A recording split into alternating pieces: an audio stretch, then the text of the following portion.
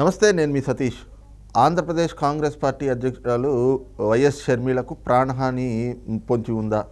ఈ రోజున ప్రభుత్వం చేస్తున్నటువంటి చర్యలు ఏ విధంగా అర్థం చేసుకోవాలి? ముఖ్యంగా ఏదైతే షర్మిలకు ఇప్పటి వరకు ఉన్నటువంటి సెక్యూరిటీని కూడా తగ్గిస్తూ తాజాగా జగన్మోహన్ రెడ్డి ప్రభుత్వం ఒక నిర్ణయం తీసుకుంది. ఈ క్రమంలో రాబోయేటువంటి రోజుల్లో గత ఎన్నికల్లో మనం చూసినటువంటి పరిణామాలు లాంటివి ఏమైనా చోటు చేసుకోబోతున్నాయా? తద్వారా ఏదైనా రాజకీయ కుట్రకు జగన్మోహన్ రెడ్డి తెరలేపుతా ఉన్నాడా? మరి సెక్యూరిటీ అనేటువంటిది, ఎందుకంటే ఈ రోజున షర్మిలకు తగ్గించారు. గతంలో కూడా బీటెక్ రవి ఏదైతే పులివెందుల్లో జగన్మోహన్ రెడ్డికి ప్రత్యర్థిగా ఉన్నారో ఆయనకున్నటువంటి సెక్యూరిటీని కూడా, భద్రతను కూడా పూర్తిగా తొలగించినటువంటి వైనం. మరి ఈ అంశాలన్నింటినీ కూడా ఎలా చూడాలి? మరి ప్రభుత్వం అన్నాక రక్షణ ఎవరికి కల్పిస్తుంది? థ్రెట్ ఉన్న వాళ్ళక, లేదంటే గనక ఎవరైతే ఇటువంటి చర్యలకు పూనుకుంటూ ఉంటారో వాళ్ళక అనేటువంటి అంశాలు కూడా ప్రస్తుతం ఏపీ రాజకీయ వర్గాల్లో చాలా విస్తృతంగా జరుగుతున్నాయి. మరి ఈ అంశాలపై మనతో చర్చించేందుకు సీనియర్ జర్నలిస్ట్ డివిఎస్ గారు ఉన్నారు. సార్ నమస్కారం. నమస్తే సార్, ముఖ్యంగా ఈ రోజున షర్మిల గారికి ప్రాణహాని పొంచి ఉంది. ఇవాళ ముప్పు పొంచి ఉంది, ఆవిడ ప్రాణాలకి ముప్పు పొంచి ఉంది. ఆవిడకి సెక్యూరిటీ అంటే భద్రతను కల్పించాలి, పెంచాల్సినటువంటి ఆవశ్యకత కూడా ఉంది. అలాగే ఆవిడకి ఒక ఎస్కార్ట్ని కూడా, స్పెషల్ ఎస్కార్ట్ని కూడా ప్రొవైడ్ చేయాలి అంటూ ఆ పార్టీ సీనియర్ నేత రఘువీరారెడ్డి గారు అడిగారు. అలాగే నిన్న తెలుగుదేశం పార్టీకి చెందినటువంటి సీనియర్ నేత అయ్యన పాత్రుడు గారు కూడా ఇదే అంశాన్ని ప్రస్తావించారు. ఒక పక్కన చూస్తేనేమో ప్రభుత్వము ఆవిడకు ఉన్నటువంటి సెక్యూరిటీ, నిన్న మొన్నటి వరకు ఉన్నటువంటి సెక్యూరిటీని తాజాగా తగ్గించేసింది. ఏంటి సార్ ఈ పరిణామాలని ఎలా చూడాలి? అసలు ఈ రోజున రాజకీయాల్లో ఉన్నప్పుడు ఇలాంటి రాజకీయాన్ని ఎలా అర్థం చేసుకోవాలి? ఎందుకంటే వాళ్ళకి థ్రెట్ అనేటువంటిది కళ్ళ ముందు కనిపిస్తూ ఉంది. అలాంటి కనిపిస్తున్నప్పుడు రక్షణ ఎక్కువగా కల్పించాలి, కానీ మరి ఈరోజు ప్రభుత్వం ఎవరికి కల్పిస్తున్నట్లుగా అర్థం చేసుకోవాలి? షర్మిల అంటే భయపడుతున్నాడా జగన్మోహన్ రెడ్డి?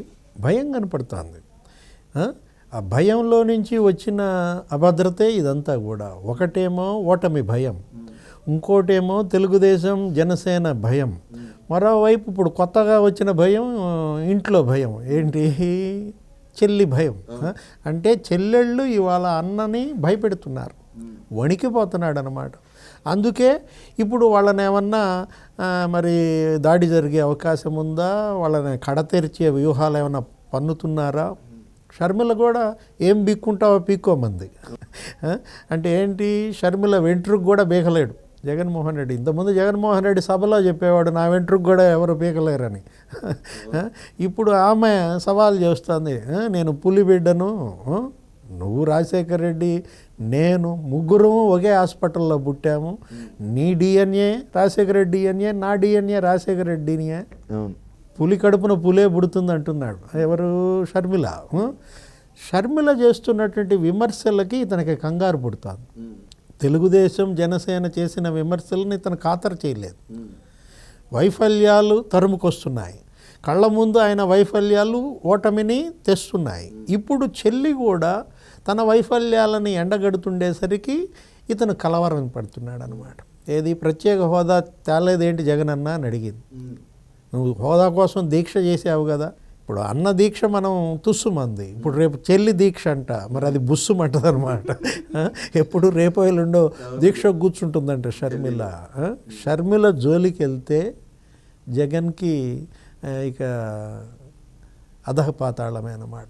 తప్పు. ఎందుకంటే వైఎస్ వివేకానంద రెడ్డి నీకు తెలుసు, లాస్ట్ ఎలక్షన్ ముందు హత్య, కిరాతక హత్య. బాబాయి హత్యలో ఇవాళ ఇంతవరకు అది కొలికి రాల, హంతకుల్ని పట్టుకోలేకపోయాడు. ఆ వైఫల్యం ఎవరిది? జగన్మోహన్ రెడ్డిది కాదా? హంతకులను జగన్మోహన్ రెడ్డి కాపాడుతున్నాడు అని చెల్లెళ్ళే అంటున్నారు. సునీత అదే చెప్తోంది, షర్మిల అదే చెప్తోంది, వివేకానంద రెడ్డి కుటుంబం అదే ఆరోపిస్తోంది. అన్ని వేళ్ళు ఎటువైపు చూపబడుతున్నాయి? జగన్మోహన్ రెడ్డి వైపు చూపబడుతున్నాయి. ఇప్పుడు ఆ కేసులో A8 నిందితుడు ఎవరు? అవినాష్ రెడ్డి.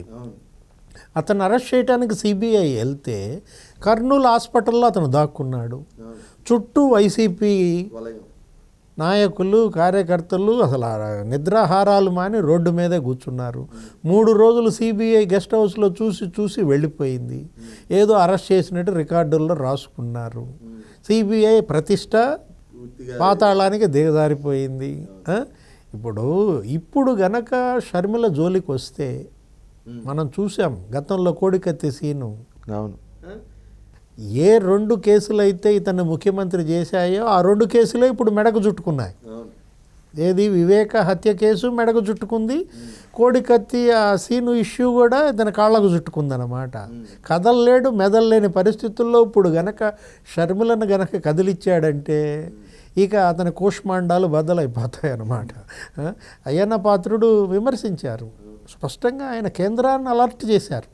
ఏంటి, షర్మిలకి ఏదన్నా జరిగే అవకాశం ఉంది, అతనికి తల్లి లేదు, చెల్లి లేదు, బాబాయ్ లేడు, మీకు తెలియదు, మీరు ఆమెకు ప్రత్యేక భద్రత కల్పించండి అని అయ్యన్న పాత్రుడు ఎందుకు అలర్ట్ చేశాడంటే, మళ్ళా రేపొద్దున షర్మిలను ఏదన్నా చేసి అది కూడా నారాసుర రక్త చరిత్ర అని రాస్తారు వీళ్ళు, ప్రజల్లోకి వెళ్ళి మళ్ళీ వలవల ఏడ్చినా ఏడుస్తాడు ఇతను అనేది ముందే ఆ నాటకాన్ని బయట పెట్టాడనమాట.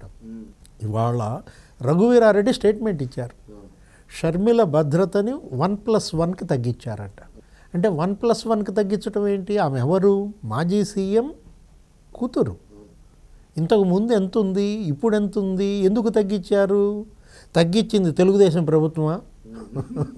చంద్రబాబు తగ్గించాడంటే తెలుగుదేశం ప్రభుత్వం తగ్గించిందంటే అది వేరే విషయం. ఓహో వైఎస్ కుటుంబం కాబట్టి తగ్గించిందని ప్రజలు చెప్పినా నమ్ముతారు. అంటే చెల్లి భద్రతను అన్న ప్రభుత్వం తగ్గించటం అసలు ప్రపంచంలో ఎక్కడన్నా ఉందా? నీకు, నీ పిల్లలకి, నీ భార్యకి, మీ అమ్మకి ఏమో స్పెషల్ సెక్యూరిటీ గార్డ్సా ఏదో చెప్పావు మొన్న నువ్వు.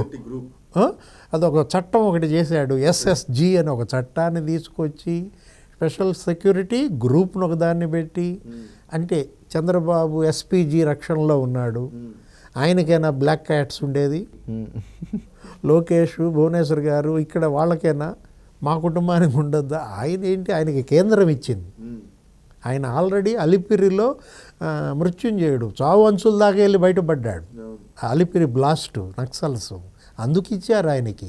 ఇప్పుడు నువ్వేంటి, నీకు అభద్రత ఏంటి, నీ వల్ల ఇతరులకు అభద్రత. నిన్ను చూసి వాళ్ళు సెక్యూరిటీ పెంచుకోవాలి కానీ నీ జోలికి ఎవరు వస్తారు? నీ కోసం మళ్ళీ SSG అని ఒక చట్టం పెట్టి ఎంతమంది ఉద్యోగస్తులు, పోలీసులు, SIలు, CIలు ఒక 500 మందిని డంప్ చేశాడు. ఇవాళ ఇంకో 27 మంది హెడ్ కానిస్టేబుల్ కావాలని మళ్ళీ ఒక లెటర్ పెట్టాడంట. విదేశాల్లో నీ పిల్లలకి సెక్యూరిటీ, నీ భార్యకి ఇక్కడ సెక్యూరిటీ, నీకు సెక్యూరిటీ. అంటే నీ చెల్లికి అవసరం లేదా? నీ చెల్లి నీ కుటుంబం కాదా? ఆమెకి సెక్యూరిటీ తగ్గిస్తావు, నీ పిల్లలకి నీ పెళ్ళానికేమో సెక్యూరిటీ కోసం పెద్ద ఒక చట్టం తెస్తావు, కొన్ని 100 కోట్ల జీతాలు, ప్రజాధనం దుర్వినియోగం. రఘువీరారెడ్డి వాళ్ళు డిమాండ్ చేస్తున్నాడు ఏంటి, కనీసం సెక్యూరిటీని షర్మిలాకి 4+4కి పెంచండి, ఒక స్పెషల్ ఎస్కార్ట్ వెహికల్ ఒకటి ఇవ్వండి. ఇవ్వడా? అన్నేనా? ఇంకోటి ఏమన్నా డాషా? ఎలా చూడాలా? చెల్లి భద్రత గురించి ఇవాళ రాష్ట్రం తల్లడిల్లే పరిస్థితి, కాంగ్రెస్ పార్టీ నాయకులు ఆందోళన ప్రకటించే పరిస్థితి, వైఎస్ అభిమానుల్లో ఇవాళ ప్రశ్న ఏంటి, అమ్మాయి ఆల్రెడీ అంది షర్మిల ఏమని, అసలు ఇతను మా అన్నే కాదంది. ఇప్పుడున్న ఆ ముఖ్యమంత్రి మా జగనన్నే కాడు, ఇంతకు ముందున్న అన్న వేరు, ఇప్పుడున్న అన్న వేరు అని చెప్పిందనమాట. ఇతని పరిపాలన అలా ఉంది, కుటుంబం పట్ల, రాష్ట్రం పట్ల, ప్రజల పట్లే కాదు, చివరికి తన సొంత చెల్లెళ్ళ పట్ల కూడా ఎంత నిర్దయగా వ్యవహరిస్తున్నాడు జగన్మోహన్ రెడ్డి అనేది వాళ్ళ ప్రజల్లో ఉంది. రైట్, ఇది చూస్తున్నాం కదా. ముఖ్యంగా జగన్మోహన్ రెడ్డి తన రాజకీయ లబ్ధి కోసం ఎంతటి నీచానికైనా ఒడిగడతాడు కాబట్టి ఈ రోజున షర్మిల విషయంలో ఈ విధమైనటువంటి భయాలు, అనుమానాలు అయితే కనుక ఆ పార్టీ నాయకులకు కానీ వైఎస్ అభిమానాలకు కానీ కలుగుతూ ఉన్నాయి. మరి ఈ క్రమంలో రాబోయేటువంటి రోజుల్లో షర్మిలకు నిజంగా ఏదైనా జరగడానికి ప్రమాదం జరిగినా దాన్ని ప్రతిపక్షాలకు ఆపాదించి తద్వారా రాజకీయ లబ్ధి పొందాలి అనేటువంటి ఒక ఆలోచన అయితే జగన్మోహన్ రెడ్డి చేస్తున్నట్లుగానే ఇప్పుడు షర్మిల విషయంలో చోటు చేసుకుంటున్నటువంటి పరిణామాలతో అర్థమవుతుంది. కాబట్టి ఖచ్చితంగా షర్మిలకి అయితే కనుక ఏదైతే భద్రత పెంచాల్సినటువంటి పరిస్థితులు స్పష్టంగా కనిపిస్తూ ఉన్నాయి అన్నటువంటి భావాన్ని కూడా సీనియర్ జర్నలిస్ట్ డిఎస్ గారు వ్యక్తం చేస్తూ ఉన్నారు.